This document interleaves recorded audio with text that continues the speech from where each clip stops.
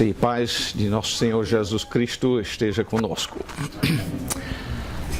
Estamos em Romanos capítulo 5 hoje e quero introduzir dizendo que o capítulo 5 começa com a palavra pois.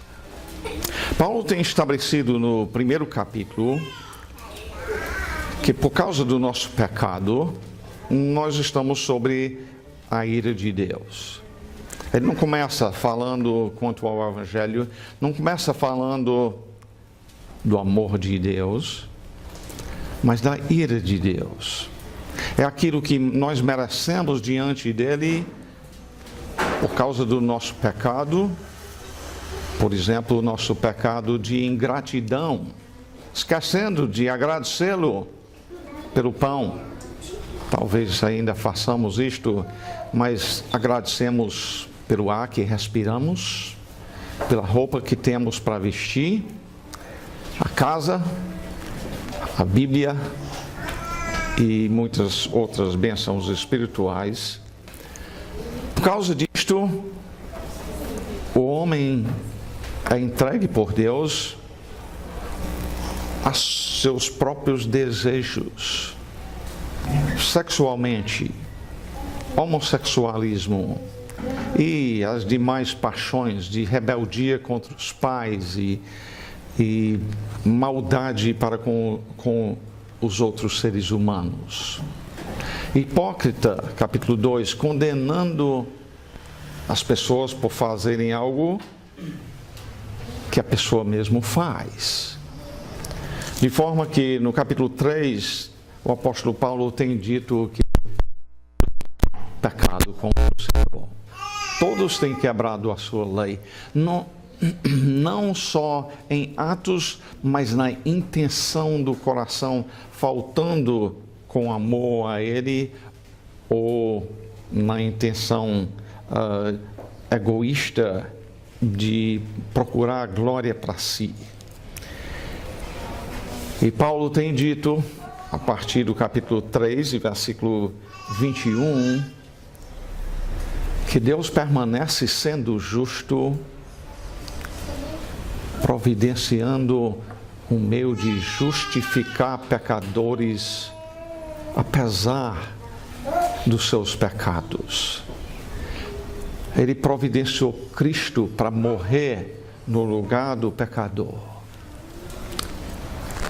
E ele tem nos dado diversos exemplos de homens justificados por fé, Abraão, o pai dos crentes, e Davi, que também, um pecador, que arrependido do seu pecado, crendo no Senhor, ele pôde falar da bem-aventurança do pecado perdoado. E é diante disto, então, que Paulo agora fala: justificados, pois, mediante a fé, temos paz com Deus, por meio de nosso Senhor Jesus Cristo. Vamos ficar em pé e ler os versículos de 1 a 11. Romanos 5, de 1 a 11. Leiam juntamente comigo. Justificados, pois, mediante a fé, temos paz com Deus, por meio de nosso Senhor Jesus Cristo, por intermédio de quem obtivemos igualmente acesso pela fé a esta graça na qual estamos firmes, e gloriamo-nos na esperança da glória de Deus. E não somente isto, mas também nos gloriamos nas próprias tribulações, sabendo que a tribulação produz perseverança, e a perseverança, experiência, e a experiência, esperança. Ora, a esperança não confunde, porque o amor de Deus é derramado no nosso coração pelo Espírito Santo, que nos foi outorgado. Porque Cristo, quando nós ainda éramos fracos, morreu a seu tempo pelos ímpios. Dificilmente alguém morreria por um justo, pois poderá ser que pelo bom alguém se anime a morrer. Mas Deus prova o seu próprio amor para conosco pelo fato de ter Cristo morrido por nós, sendo nós ainda pecadores. Logo, muito mais agora, sendo justificados pelo seu sangue, seremos por ele salvos da ira. Porque se nós, quando inimigos, fomos reconciliados com Deus mediante a morte de seu Filho, muito mais, estando já reconciliados, seremos salvos pela sua vida. E não apenas isto, mas também nós gloriamos em Deus por nosso Senhor Jesus Cristo, por intermédio de quem recebemos agora a reconciliação. Vamos orar. Ó Pai, esta é a Tua palavra. A Tua palavra tem falado muito até aqui em Romanos sobre a ira de Deus. E a ira de Deus é mencionado mais uma vez ainda neste capítulo. Mas este capítulo começa a falar do amor de Deus. E que nós possamos então compreender aquilo que Tu queres nos dizer quanto a compreender a profundidade do Teu amor. Nós rogamos no nome de nosso Senhor Jesus Cristo. Amém. Podeis se assentarem. Paulo tem dito, então, no capítulo 4, aliás, do 3:21 até o final do 4, que o homem é justificado por Deus. Que Deus declara pecadores inocentes, não sendo injusto ou mentiroso ao fazer isto, mas sim baseado naquilo que Ele fez na cruz. Ele, Jesus, tomando sobre si o pecado de todo aquele que nele crê. E agora, neste capítulo, Paulo começa a tratar, pois bem, se eu sou justificado, eu não mereci isto, e se eu pecar depois disto, como é que vai ser? Depois de justificado, a pessoa ainda peca? E a resposta é, biblicamente, sim. Nota bem o que Paulo vai desenvolver neste texto, então. Justificados, pois, não por merecer isto, mas mediante a fé, Paulo diz, temos paz com Deus. É isto que o pecador naturalmente tem? Paz com Deus? Não. Está debaixo da merecida ira de Deus, naturalmente. Mas, Ele justificando, passamos a ter paz com Deus.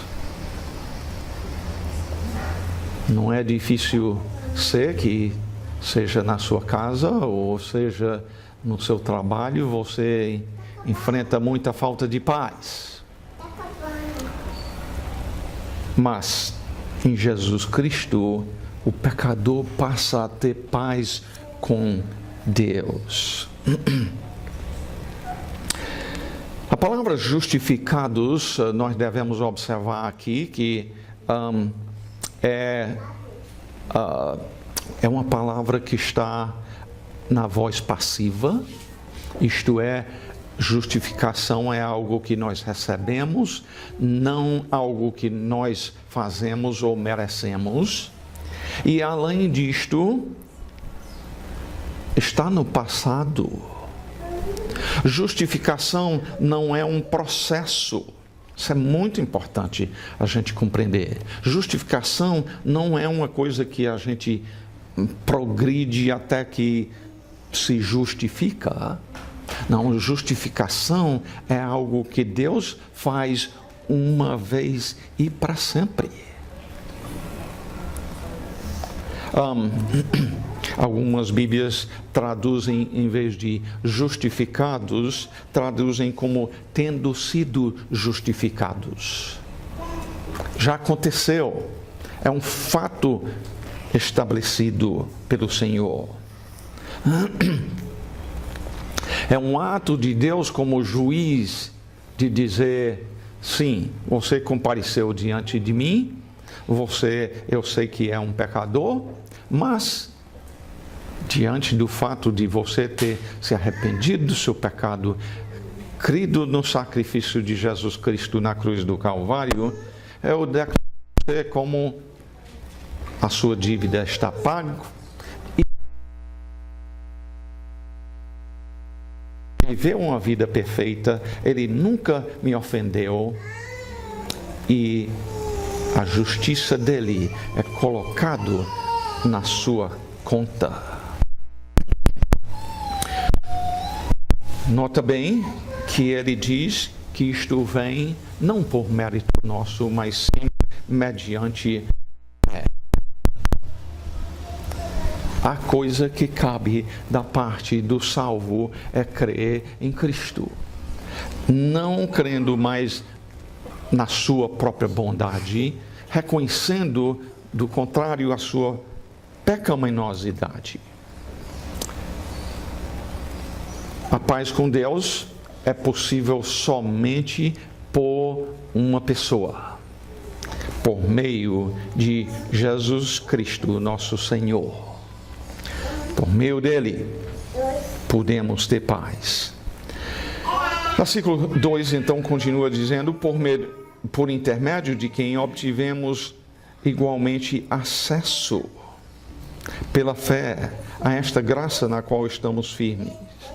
E gloriamo-nos na esperança da glória de Deus. Nós, no pecado, não tínhamos acesso a Deus.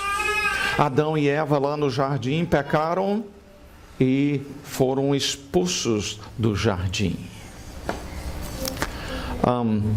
No capítulo 4 de Gênesis,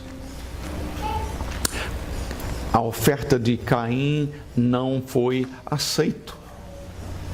Acesso a Deus, culto a Ele, só é aceitável por Ele se for do jeito que agrada a Ele. E Deus ofereceu misericórdia a Caim, mesmo assim, dizendo: se você faz do jeito que eu disse, você será aceito. Em Êxodo capítulo 19, deixa eu ler uns versículos aqui, do versículo 10 a 13, disse também o Senhor a Moisés: vai ao povo e purifica-o hoje e amanhã, lavem eles as suas vestes, estejam prontos para o terceiro dia, porque no terceiro dia o Senhor, à vista de todo o povo, descerá sobre o monte Sinai. Marcarás em redor limites ao povo, dizendo: guardai-vos de subir ao monte, nem toqueis o seu limite. Todo aquele que tocar o monte será morto. Mão nenhuma tocará neste, mas será apedrejado ou flechado. Quer seja animal, que seja homem, não viverá. Quando soar longamente a buzina, então subirão ao monte. Ou como diz em Levítico capítulo 16, versículo 2, então disse o Senhor a Moisés: dize a Arão, teu irmão, que não entre no santuário em todo o tempo, para dentro do véu, diante do propiciatório que está sobre a arca, para que não morra, porque aparecerei na nuvem sobre o propiciatório. Este exemplo e muitos outros nós poderíamos ver da separação entre Deus e o pecador. Mas, no momento que Jesus morreu na cruz, a Bíblia diz em Mateus 27:51, eis que o véu do santuário se rasgou em duas partes, de alto a baixo. Toda palavra de Deus é importante, porque a Bíblia explica que foi do alto a baixo.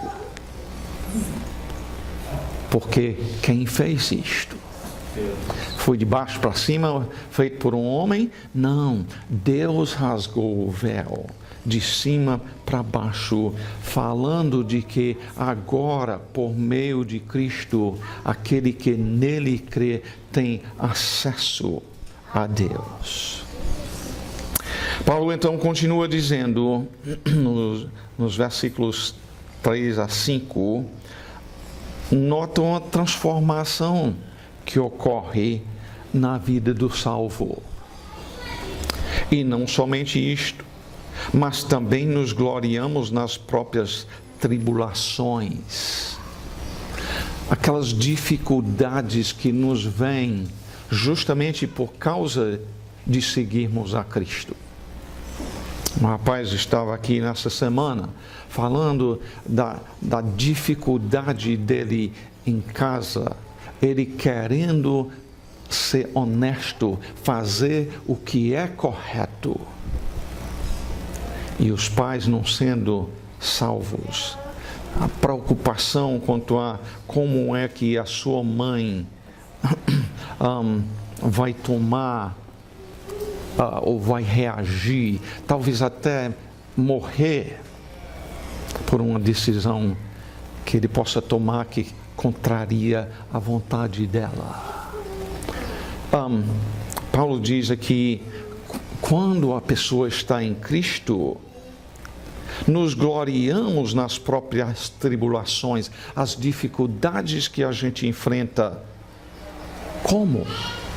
Sabendo que a tribulação produz perseverança. O Senhor me segurou no meio da dificuldade.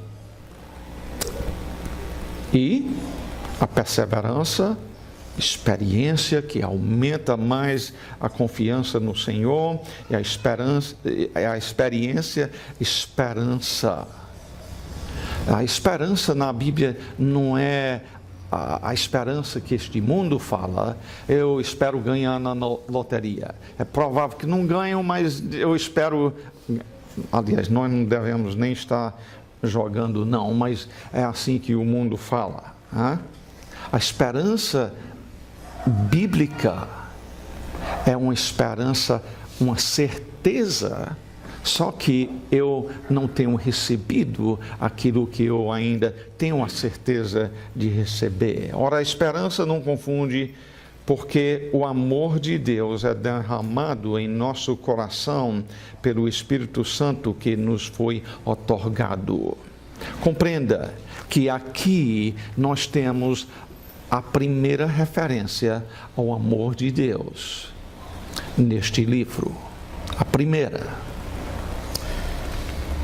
O amor de Deus, Paulo diz, foi derramado abundantemente no coração daquele que creu em Cristo. Foi feito pelo Espírito Santo. Ele aqui começa a falar então do ministério do Espírito Santo. Uma das pessoas da Trindade, mas envolvido aqui em derramar o amor de Deus no coração do salvo. O Espírito Santo foi dado a todo salvo. Não tem nenhum salvo que não tenha o Espírito Santo.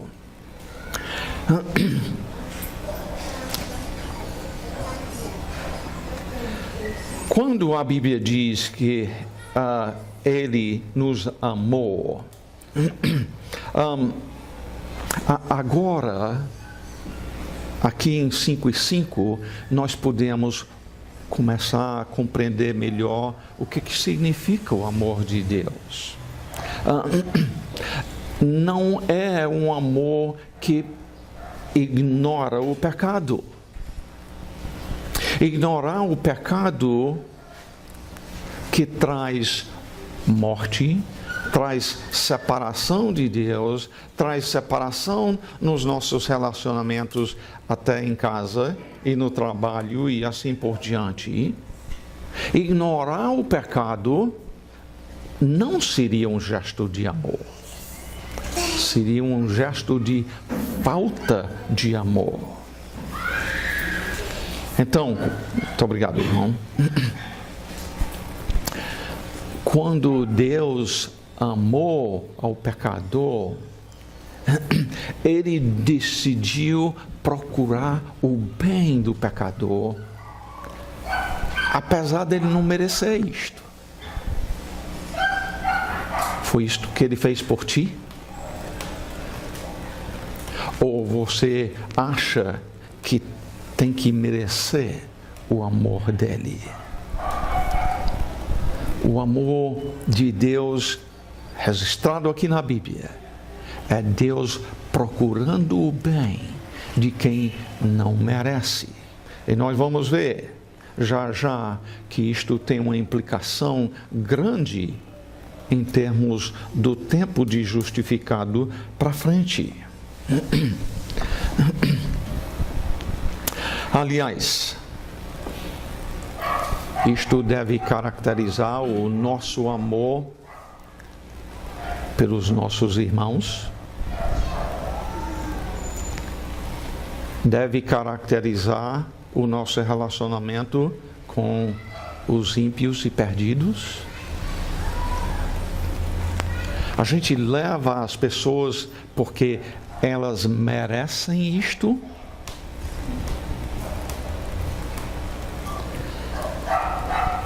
Paulo diz, então, no versículo 6, porque Cristo, quando nós ainda éramos fracos, morreu a seu tempo pelos ímpios. Só esse versículo aí merecia uma pregação de uma hora. É importante que você compreenda o que Paulo está dizendo aqui. O principal do que ele está dizendo é que Cristo morreu. Isso aí é a parte principal do pensamento do versículo. Cristo morreu. E ele vai elaborar em cima desta parte de Cristo morreu no que segue. Dificilmente alguém morreria por um justo, pois poderá ser que pelo bom alguém se anime a morrer. Mas Deus prova o seu próprio amor para conosco pelo fato de ter Cristo morrido por nós, sendo nós ainda pecadores. Aqui neste mundo, Paulo diz no versículo 7 aí, que aqui e acolá alguém pode chegar a morrer por outro, se for uma pessoa justa e bom. E quanto a essa questão de bom e justo, em Romanos 3 e versículo 10, Paulo já tem dito que não há justo, nem sequer um. Você não é. Não há bom, não há quem faça o bem, não há nenhum sequer.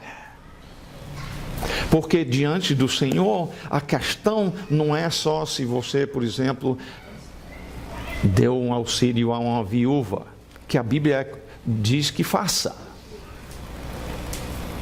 Mas se não fez por amor ao Senhor, se fez à procura de receber elogios do povo, se fez para ganhar um voto, se fez para merecer a salvação, para Deus foi perdido.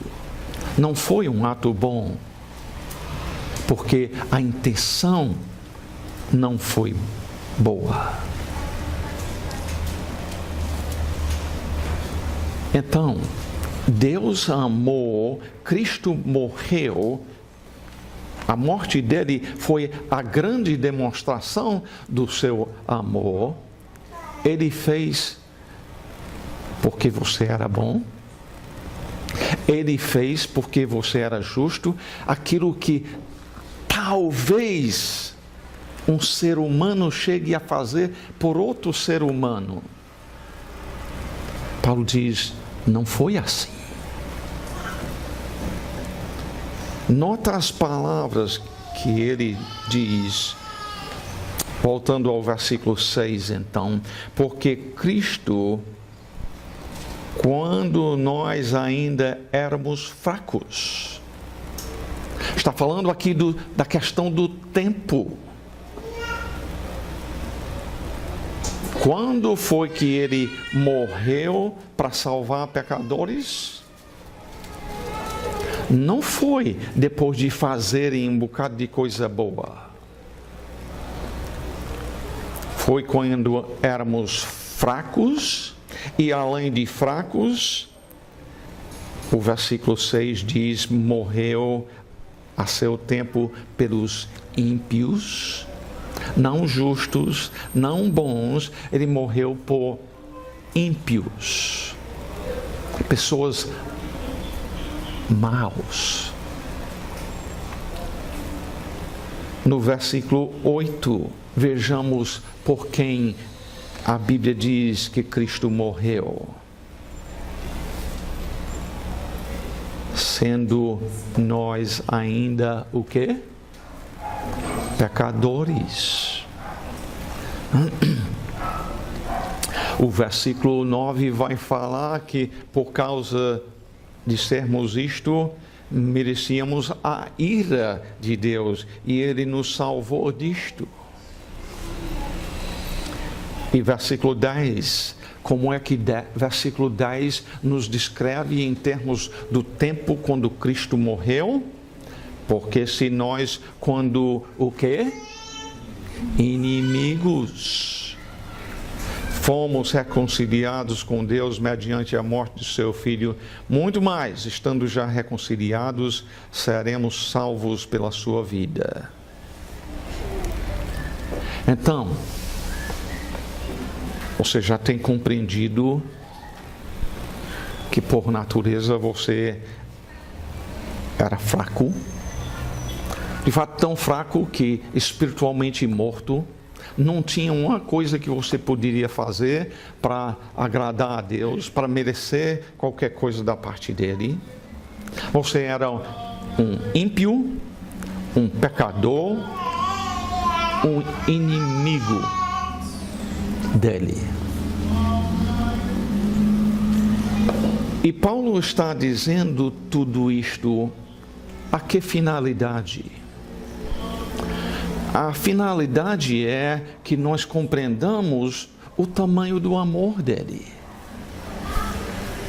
Tudo que a gente venha a ver aqui na terra ainda anda longe de ser uma boa ilustração do amor que ele tem por pecadores, de não abandoná-los nos seus pecados, mas de pagar o débito.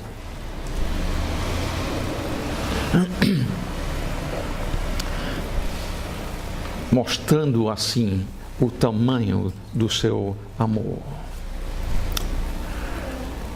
Versículo 8.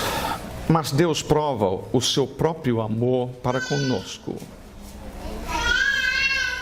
Ele deu evidência de que Ele ama pelo fato de ter Cristo morrido por nós, sendo nós ainda pecadores.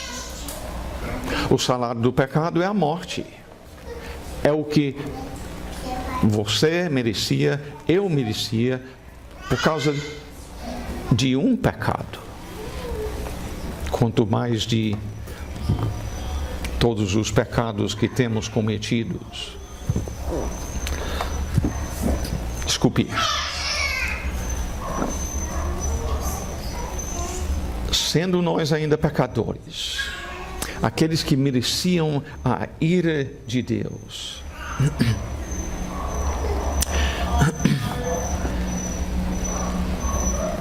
Quando foi então que Deus amou aqueles a quem Ele salva?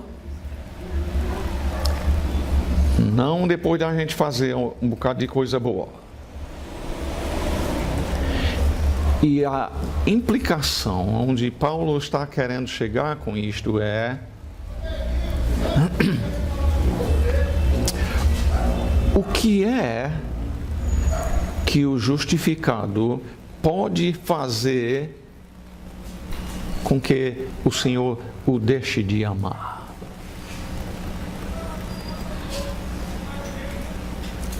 Se você é um justificado, você deixando por um ano de ser grato a Ele pelas coisas que você recebe, Ele vai deixar de te amar?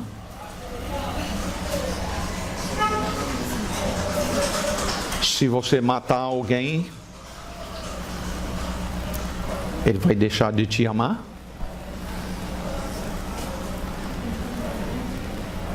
Não estou vendo a resposta.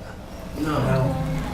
Se o amor dele levou ele a morrer na cruz e você não merecia isto, o que cabe a gente a concluir aqui é aquilo que Paulo diz em Filipenses 1:6: estou plenamente certo de que aquele que começou boa obra em vós há de completá-la até o dia de Cristo Jesus. Então, é uma questão de a gente ter que fazer um bocado de coisa para o Senhor poder continuar amando um justificado? Não. E como alguém disse a mim nessa semana, tirou um fardo tão pesado dos meus ombros. Se a gente vive a pensar que nós precisamos merecer o amor do Senhor, é um fardo pesado. Paulo procurou conscientizar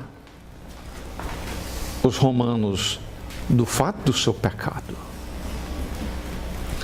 Mas as boas novas é que para aquele que arrependeu-se do seu pecado, creu em Jesus Cristo, ele é justificado, ele passa a ter paz com Deus. Não porque mereceu, mas por amor, puramente pelo amor do Senhor, que o levou a fazer tão grande coisa que ele morreu por quem nada merecia disto. Ele fez, como diz no versículo 10, a reconciliação.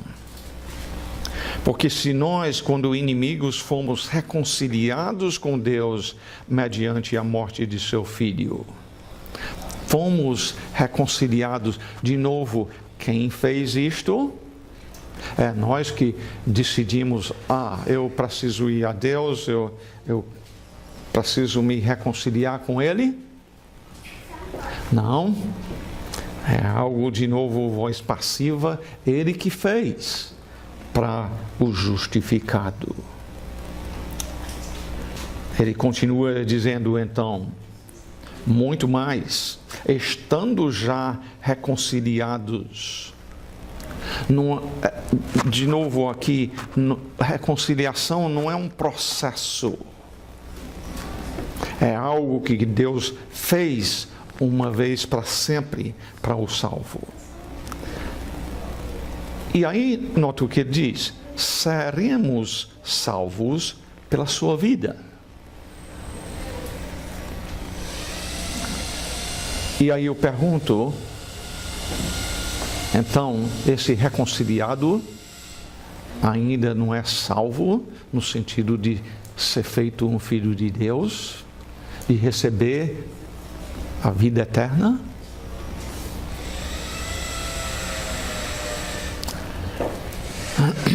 que significa ser salvo aqui?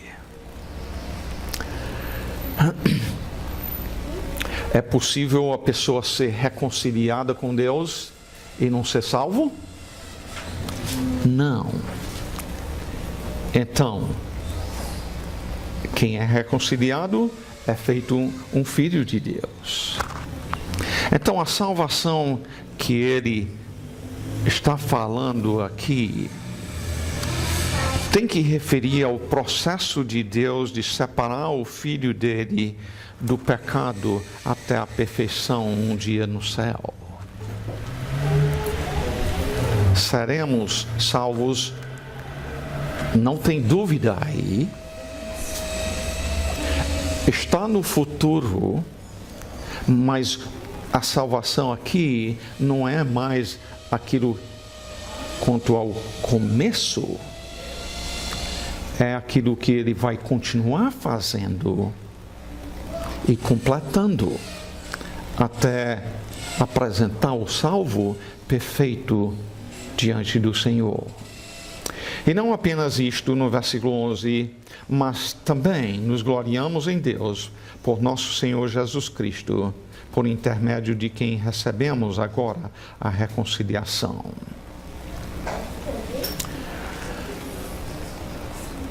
Deixa eu fazer uma pergunta aqui. O homem é pecador porque peca? Ou peca porque é pecador? E a resposta é a segunda. O homem peca porque já é pecador por natureza. E é disto que Paulo vai elaborar mais a partir do versículo 11 ao final do capítulo. O salmista Davi disse: eu nasci na iniquidade, em pecado me concebeu a minha mãe. Adão, quando pecou, ele morreu espiritualmente, ficou separado de Deus, se tornou um inimigo de Deus, a tal ponto que quando Jesus vem andando pelo jardim para falar com ele, ele corre e vai procurar se esconder. Não pôde, mas tentou, né? E daí para cá, como diz no versículo 12, porquanto, assim como por um só homem entrou o pecado no mundo. Que homem foi este? No versículo 12? Adão. Paulo crê que Adão foi um homem histórico, um homem que realmente existiu e viveu, uma pessoa, e que o pecado dele, como diz, e pelo pecado a morte, assim também a morte passou a todos os homens, porque todos pecaram. Adão pecou, ele morreu espiritualmente em relação a Deus. O resultado foi, ele não podia passar vida espiritual aos seus filhos. Ele estava morto. Um morto não pode passar o que não tem para seu filho.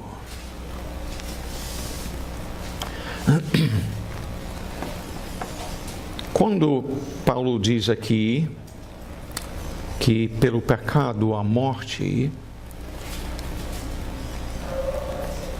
é interessante pensar numa coisa aqui. Cristo morreu.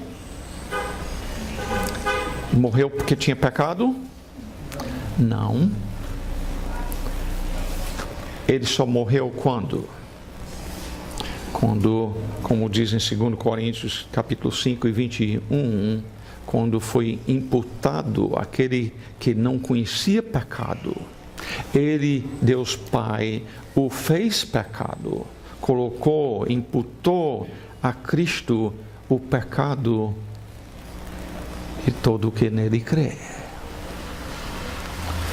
E então é que ele pôde morrer. É muito importante a gente compreender que a questão de uma natureza pecaminosa, inclinada para o mal.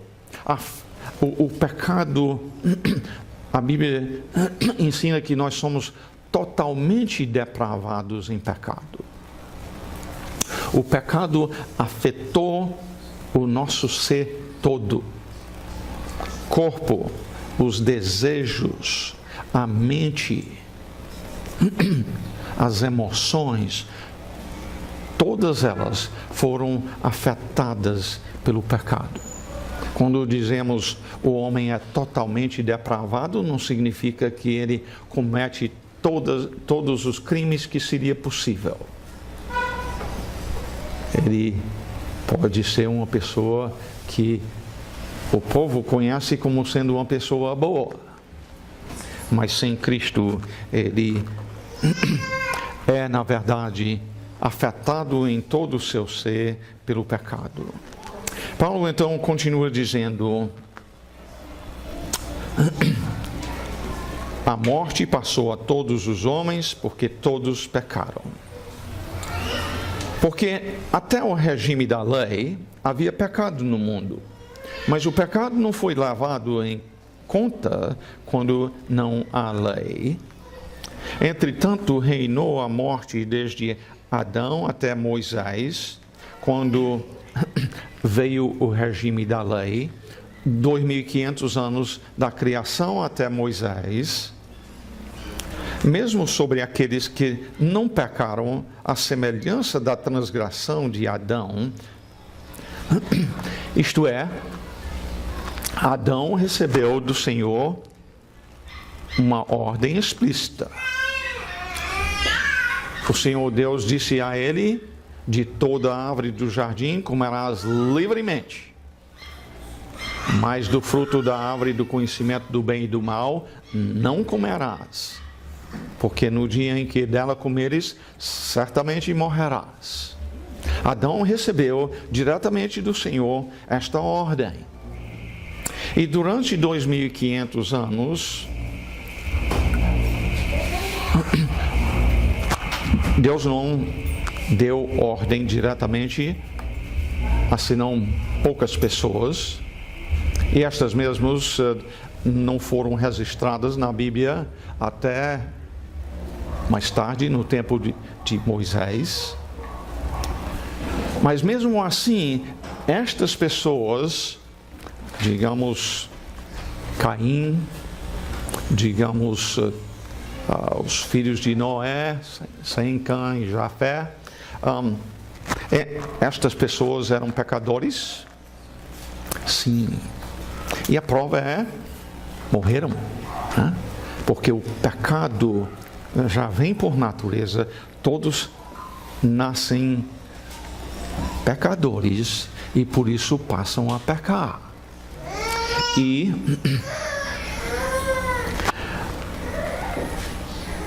Deus os tinha dado consciência, tinham compreensão que, por exemplo, matar o seu irmão não agradaria o Criador. Caim sabia que isto era pecado.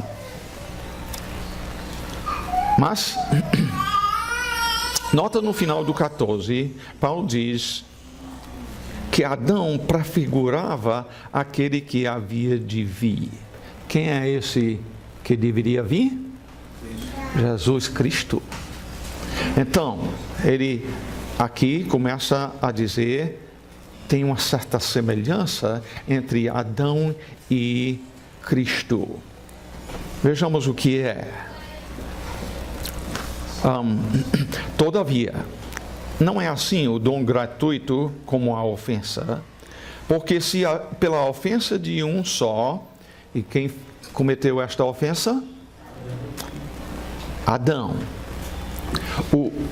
O meu pecado pode afetar o meu filho? Pode sim. Porém, não na medida que o pecado de Adão afetou todos nós. O pecado dele fez com que ele, como o representante da raça humana, o pecado passasse para todos nós. Porque se pela ofensa de Adão, morreram muitos, e muitos no sentido de que muita gente, mas no fato é todo ser humano, morreram muitos, muito mais a graça de Deus e o dom pela graça de um só homem, este segundo Adão, Jesus Cristo, foram abundantes sobre muitos. Semelhantemente, Jesus, ele está dizendo, é um representante para aqueles que são justificados pela fé em Cristo. O dom, entretanto, não é como no caso em que somente um pecou, porque o julgamento derivou de uma só ofensa. A ofensa de quem? Adão, para a condenação, mas a graça transcorre de muitas ofensas para a justificação. Adão pecou e pecou várias vezes depois daquela primeira vez, mas foi aquele primeiro ato pecaminoso que trouxe a morte espiritual sobre ele e então todos os seus descendentes. Mas quanto a Cristo e a sua morte, ele diz a questão de justificar-nos de muitas ofensas, não de um só, para a justificação. Se pela ofensa de quem foi este? Versículo 17. Adão, mais uma vez. E por meio de um só, reinou a morte, este sendo Adão, muito mais os que recebem a abundância da graça e o dom, a justiça, o presente não merecido, reinarão em vida por meio de um só, a saber, Jesus Cristo. Jesus Cristo, então, derramando a sua graça. Graça é merecido? Nunca. Se depois do culto eu saísse lá para baixo, para a rua, e para qualquer pessoa passando por aí, eu desse uma cédula de R$20. Isso seria graça. Dá para quem nunca fez nada para mim. Só que em Cristo a graça é concedida a quem? A ímpios, fracos, mortos, inimigos de Deus. Isto é a graça dele. Pois assim como, versículo 18, por uma só ofensa, de novo a ofensa de quem? Adão, veio o juízo sobre todos os homens para a condenação, assim também por um só ato de justiça. Justiça de quem? De Jesus Cristo. Veio a graça sobre todos os homens para a justificação que dá vida. Todos aqueles que são justificados mediante a fé, somente em Jesus Cristo, para estes veio a graça. Porque como pela desobediência de um só homem, quem é este? Adão, mais uma vez. Muitos se tornaram pecadores, assim também por meio da obediência de um só. Quem é este que obedeceu? O contrário de Adão, que desobedeceu, Cristo obedeceu. Muitos se tornarão justos. No caso, todos aqueles que arrependeram-se dos seus pecados e creram no sacrifício de Cristo. Sobreveio a lei para que avultasse, versículo 20, ou aumentasse a ofensa. Quando Moisés deu a lei, o homem tinha algo mais claro quanto àquilo que ofende a Deus e aumentou a culpabilidade dele por causa do seu pecado, quando, sabendo o que Deus disse, transgredia a lei. Mas Paulo diz, mas onde abundou o pecado, quebrando a lei de Deus, desobedecendo às ordens do Criador, superabundou a graça, a fim de que, como o pecado reinou pela morte, onde a pessoa, sabendo o padrão de Deus, egoísta que é, diz, não, eu vou viver a minha vida do jeito que eu quero, eu vou fazer a minha vontade. O pecado reinou e leva para a morte. Assim também reinasse a graça pela justiça para a vida eterna, mediante Jesus Cristo, nosso Senhor. Esta é a graça dele. A próxima questão vai ser, e aí, se a pessoa é salva pela graça, não custou nada para ele. Aí, se pecando ainda, uma vez que foi justificado, não vai afastar o amor dele de mim, então quer dizer que eu simplesmente tenho a liberdade de pecar à vontade? É disto que Paulo vai tratar no capítulo 6 de Romanos. Mas aí vai ter que ficar para outra vez.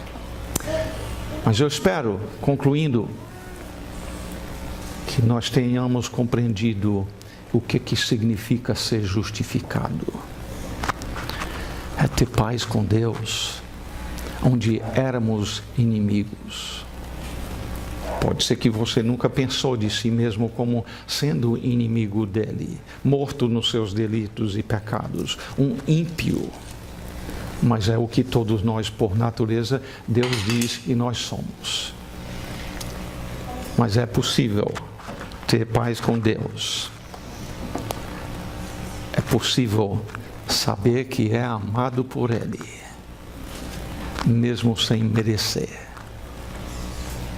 Isto tem implicações quanto ao nosso viver diário. Maridos, amem as suas esposas como Cristo amou a igreja. Nós devemos poder compreender melhor o que significa isso. Amar ela porque merece. Foi assim que Cristo amou? Não. Nos faz, na verdade, compreender o que significa verdadeiramente amar. E o quanto nós não caímos em falta nisto, não é? Imensamente. Senhor, muito obrigado por tua palavra que nós temos estudado aqui. Nós oramos neste momento especialmente por pessoas que é bem possível que estejam aqui, que ainda andam rebeldes contra ti. Que o Senhor, por meio do teu Espírito Santo, os chame ao arrependimento do seu pecado, a fé em Cristo, a confessar a Ele como Senhor, neste dia ainda, ó Pai. E para nós que já fomos justificados por Ti e agora temos paz contigo, como isto deve profundamente afetar o nosso viver diante de Ti nesta semana.